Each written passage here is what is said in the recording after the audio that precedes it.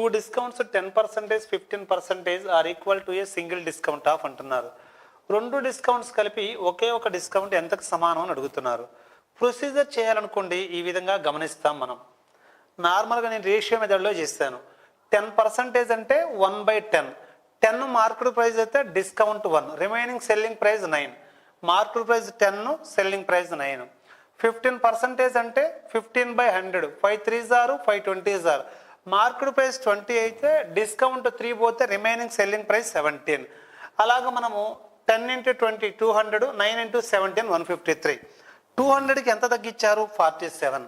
200కి 47 అయితే పర్సంటేజెస్లో 100కి ఎంత? 23.5% తగ్గించారు. ఓవరాల్ డిస్కౌంట్ కలిపితే అలా వస్తుంది. లేదా రెండు డిస్కౌంట్స్ కలిపి ఒకే ఒక డిస్కౌంట్కి చెప్పాలంటే ఈ ఫార్ములా రాసినా కూడా మనకు వచ్చేస్తుంది. అది ప్రొసీజర్. అలా కాకుండా చూడండి, డైరెక్ట్ ఎలా చేయాలి అంటే మనము ఎప్పుడైనా సరే గివెన్ డిస్కౌంట్స్లో 10% ఉందనుకోండి, గివెన్ డిస్కౌంట్స్లో 10% ఉంటే ఆప్షన్స్లో డిజిటల్ సమ్ 1 కావాలి.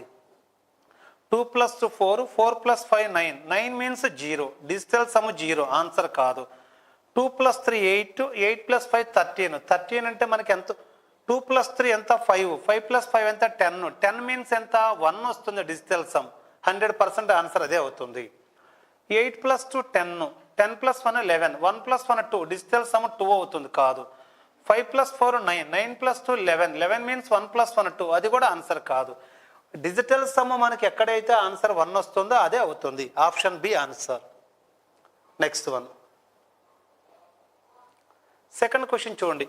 ఇక్కడ కూడా మనకి ఈ 3 డిస్కౌంట్స్ కలిపితే ఒకే ఒక డిస్కౌంట్ ఎంతకు సమానం అన్నారు. గివెన్ డిస్కౌంట్స్లో 10% కనిపిస్తుంది మనకి. బెస్ట్ వన్ డిజిటల్ సమ్ ఎక్కడైతే 1 వస్తుందో అదే ఆన్సర్. 4 + 6 10, 10 + 7 17, 17 అంటే 1 + 7 8 వస్తుంది. ఇదే ఆన్సర్ కాదు. Next second option 7 + 3 10, 10 + 6 16, 1 + 6 7, digital sum 7 కాబట్టి అది కూడా ఆన్సర్ కాదు. నెక్స్ట్ 6 + 4 10, 10 + 9 19, 9 + 1 10, 10 మీన్స్ 1 + 0 1 వస్తుంది. ఇదే ఆన్సర్ అవుతుంది. అలా మనకి ఎక్కడైతే డిజిట్స్ యాడ్ చేస్తే 1 వస్తుందో అదే మనకు ఆన్సర్ అవుతుంది. ఫైనల్గా డిజిట్స్ మొత్తాన్ని యాడ్ చేస్తే సింగిల్ డిజిట్ 1 రావాలి, అదే మనకు ఆన్సర్ అవుతుంది. చూడండి, ఇక్కడ ప్రొసీజర్ చేశాను. రేషియో మెథడ్లో 49.6 వచ్చింది.